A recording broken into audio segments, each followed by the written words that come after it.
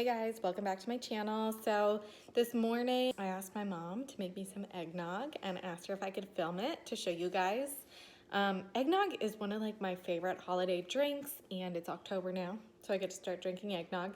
We had never made it at home. You know, it was October and I couldn't find eggnog in the stores. And so I was like, Mom, how do we make eggnog? So we're gonna show you guys how to do this recipe in the Vitamix. I'm gonna put links for all this stuff down below.